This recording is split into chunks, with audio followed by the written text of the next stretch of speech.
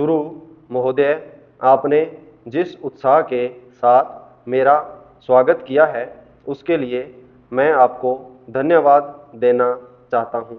आपने ठीक ही कहा है कि मेरा यहाँ आना पहली बार नहीं है। मुझे जहाँ तक स्मरण है यह 5वां समय है जब मैं आपके इस सुंदर प्रदेश में आया हूँ। पहले पहल जब 1922 में यहाँ आया था वह एक समय था और आज एक दूसरा ही समय है। उस समय मुझे यहाँ इसलिए आना पड़ा था कि देश के सारे बड़े बड़े नेता जेल में बंद थे। महात्मा गांधी जी भी जेल में थे और प्राय यहाँ के भी नेता जेल में थे। दुर्भाग्यवश या सौभाग्यवश किसी प्रकार मैं बाहर रह गया था और जब मुझे यह समाचार मिला कि इस प्रदेश में विशेषकर सरकार की ओर से बड़ी सख्ती हो रही है तो मैंने सोचा कि यहाँ आना आवश्यक है। पूज्य मालवीय जी ने मैंने इसका जिक्र किया तो वह बड़ी प्रसन्नता के साथ यहाँ आने के लिए तैयार हो गए। यद्यपि उनकी अवस्था उस समय अधिक थी, मैं तो उस समय नवयुवक था। हम दोनों यहाँ आए यह आज से 32 वर्ष पहले की बात है और आपके इस सुंदर प्रदेश का मुझे पहले पहल परिचय मिला। कल जब मैं यहाँ आ रहा था तो मार्ग में मुझे वह जगह दिखलाई गई जहाँ मैं बहुत कठिनता से रात भर बैलगाड़ी पर चलकर किसी प्रकार पहुँचा था।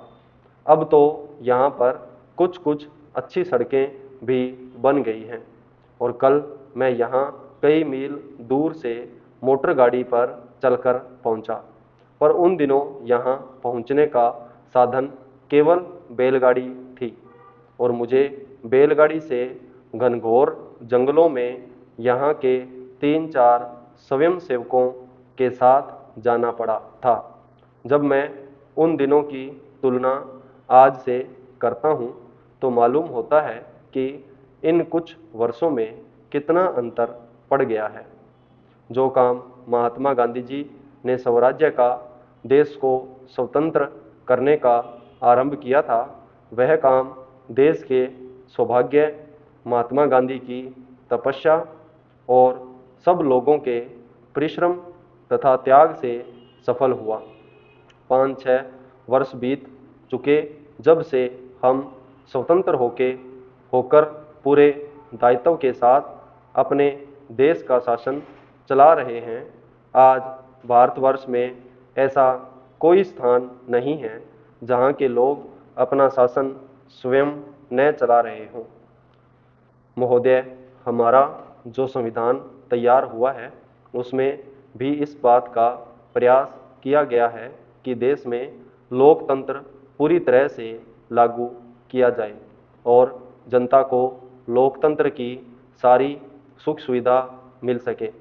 सबसे पहले मैं आपको इस बात के लिए धन्यवाद देना चाहता हूं कि आपने मुझे इस सम्मेलन में कुछ कहने का अवसर दिया है।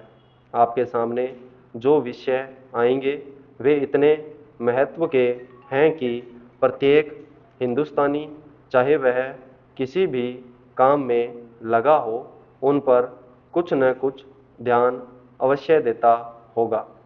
यह एक मानी हुई बात है कि बच्चा जैसा तैयार किया जाता है वह बड़ा होने पर वैसा ही निकलता है।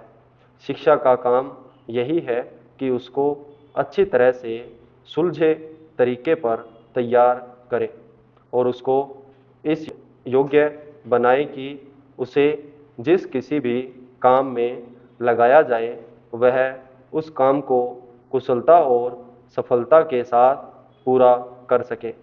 हमारे देश में जो शिक्षा पद्धति अभी तक जारी है वह नई नहीं है, बल्कि यदि मैं यह कहूँ कि वह 125 वर्ष पुरानी है तो गलत नहीं होगा। 125 वर्ष पहले जिस उद्देश्य को सामने रखकर यह शिक्षा पद्धति जारी की गई थी, वह उद्देश्य अब नहीं रहा, पर शिक्षा पद्धति अब तक लगभग वही है। मैं मानता हूँ कि इस बात का प्रयत्न किया जा रहा है कि उसमें परिवर्तन किया जाए, जिससे हमें अपनी आवश्यकताओं की पूर्ति में सहायता मिल सके। जहाँ तक मुझे मालूम है, इस काम में अभी तक हम सफल नहीं हुए हैं।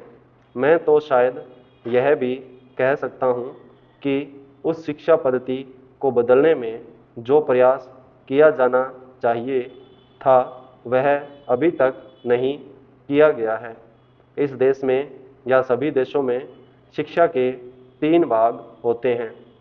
एक तो वह जिसमें छोटे छोटे बच्चों को शिक्षा दी जाती है, दूसरा वह जिसमें युवावस्था के पहले बड़े होने तक, और तीसरा वह जिसमें युवावस्था के विद्यार्थियों को शिक्षा दी जाती है।